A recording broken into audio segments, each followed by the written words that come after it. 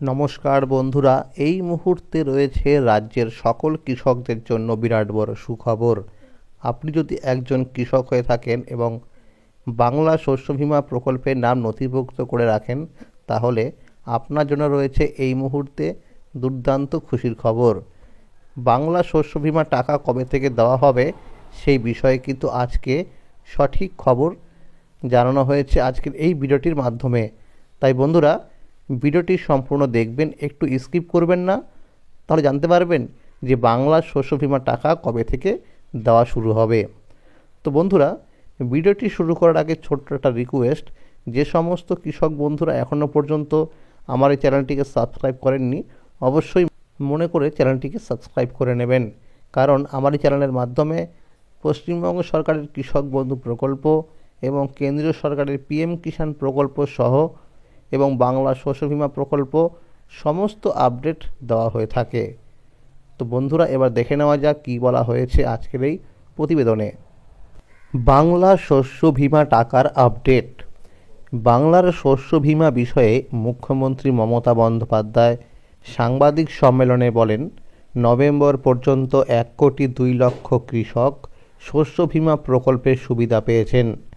মোট 3,221 কোটি টাকা সহায়তা করা হয়েছে। বন্যা, ঘূর্ণিঝড় দানার প্রভাবে ক্ষতিগ্রস্ত হয়েছেন কৃষকরা।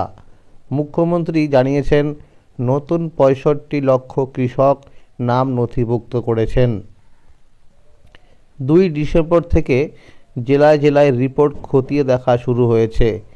এরপরেই যোগ্য কৃষকদের ডিসেম্বরের মধ্যে টাকা দেওয়া হবে বলে মুখ্যমন্ত্রী জানিয়েছেন। বিভিন্ন সূত্র মারফত জানা গেছে, বাংলা শস্য বীমার টাকা 27শে ডিসেম্বরের পর থেকে দেওয়া শুরু হবে। এছাড়াও বিভিন্ন সূত্র মারফত জানা গেছে, আজকেও টাকা ঢোকার প্রবল সম্ভাবনা রয়েছে। তবে এই টাকা সকল কৃষকরা একসাথে পাবে না, ধাপে ধাপে কৃষকদের অ্যাকাউন্টে রিলিজ করা হবে। জানা গেছে, পূর্ব মেদিনীপুর, পশ্চিম মেদিনীপুর, পূর্ব বর্ধমান, বাঁকুড়া, হাওড়া, মালদা, নদিয়া, কোচবিহার জেলাগুলিতে আগে টাকা ক্রেডিট হতে পারে। প্রত্যেক কৃষকদের উদ্দেশ্যে বলা হয়েছে, তারা যেন ব্যাংকে গিয়ে ব্যাংক অ্যাকাউন্ট নাম্বারটির সাথে ইকেওয়াইসি করে রাখে।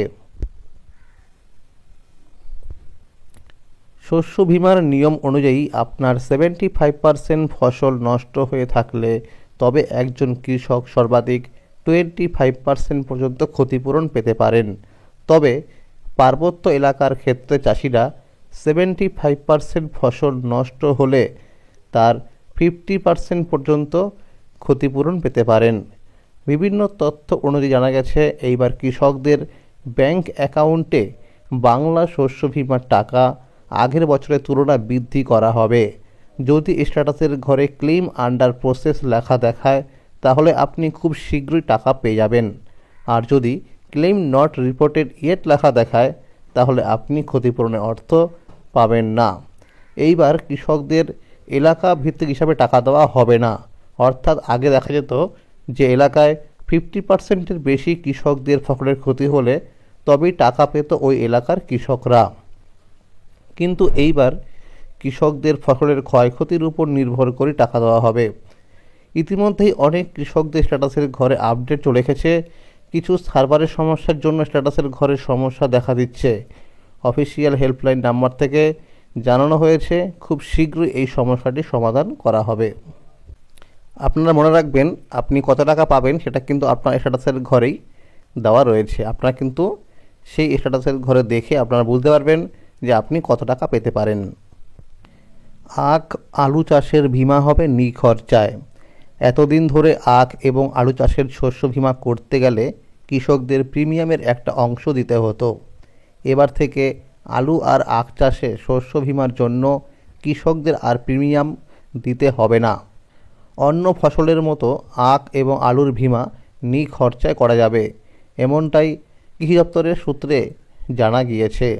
কৃষি দপ্তরের কর্তারা জানিয়েছেন, খরিফ মরশুমের শস্য বীমার আবেদন গ্রহণের কাজ 30 নভেম্বর শেষ হয়ে গেছে। ডিসেম্বরের প্রথম সপ্তাহ থেকে রবি মরশুমের শস্য বীমার আবেদন গ্রহণের কাজ শুরু হয়েছে। রবি মরশুমে শস্য বীমার কিছু ফসলের ক্ষেত্রে আবেদন গ্রহণের সময়সীমা 31শে ডিসেম্বর করা হয়েছে এবং কিছু ফসলের ক্ষেত্রে আবেদন গ্রহণের সময়সীমা 31শে জানুয়ারি পর্যন্ত করা হয়েছে। ইতিমধ্যেই ব্লকে ব্লকে আবেদন গ্রহণের কাজ শুরু হয়ে গেছে বলে কৃষি দপ্তরের কর্তারা জানিয়েছেন। মুর্শিদাবাদের উপকৃষি অধিকর্তা প্রশাসন মোহনলাল কুমার বলেন, এতদিন আখ এবং আলু বাদে বাকি ফসলের শস্য বীমা নিখরচায় করা হতো। বাণিজ্যিক ফসল আলু ও আখের বীমার প্রিমিয়ামের একটা অংশ কৃষককে দিতে হতো। এবারে আখ এবং আলুর সেই প্রিমিয়াম আর দিতে হবে না। কৃষি দপ্তর সূত্রে খবর, রবি মরশুমে মুর্শিদাবাদ জেলার 10টি ফসলের শস্য বীমা করানো হবে। গ্রীষ্ম ও শীতের ভুট্টা, ছোলা, মসুর, সর্ষে এইসব ফসলের শস্য বীমা গোটা জেলা জুড়ে করা যাবে। জেলার 26টি ব্লকের মধ্যে শুধু সুতি 2 ব্লক বাদে গম চাষের শস্য বীমা করানো যাবে। রঘুনাথগঞ্জ 2 ব্লক, সুতি 2 ব্লক এবং শমশেরগঞ্জ ব্লক বাদে জেলার বাকি ব্লকগুলোতে বোরো ধানের শস্য বীমা করানো যাবে। রঘুনাথগঞ্জ 1 ও 2 ব্লক, শমশেরগঞ্জ এবং সাগরদিঘি ব্লক বাদে জেলার বাকি ব্লকগুলোতে আলু চাষের ক্ষেত্রে শস্য বীমা করানো যাবে। জেলার 14টি ব্লকে আখ চাষের শস্য বীমা করানো যাবে। সূত্রের খবর, সর্ষে, গম, ভুট্টা, ছোলা, মসুর, আলু, আখের ক্ষেত্রে শস্য বীমার সময়সীমা 31 ডিসেম্বর করা হয়েছে। বোরো ধানের ক্ষেত্রে শস্য বীমার আবেদন করা যাবে 31 জানুয়ারি পর্যন্ত। গত বছর রবি মরশুমে 8 লক্ষ কৃষক শস্য বীমায় নাম লিখিয়েছিলেন। এবছর খরিফ মরশুমে 4,83,000 কৃষক শস্য বীমায় নাম লিখেছেন। খরিফ মরশুমে এই জেলায় ধান এবং ভুট্টা চাষের শস্য বীমা করানো হয়েছে। তো বন্ধুরা, আজকে এই ছিল আপডেট।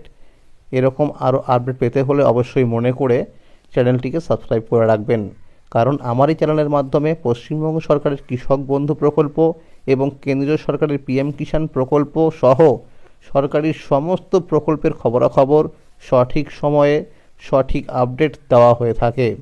তো বন্ধুরা, যদি এই ভিডিওটি ভালো লাগে অবশ্যই লাইক করে দেবেন এবং সকলের কাছে শেয়ার করে দেবেন। ধন্যবাদ।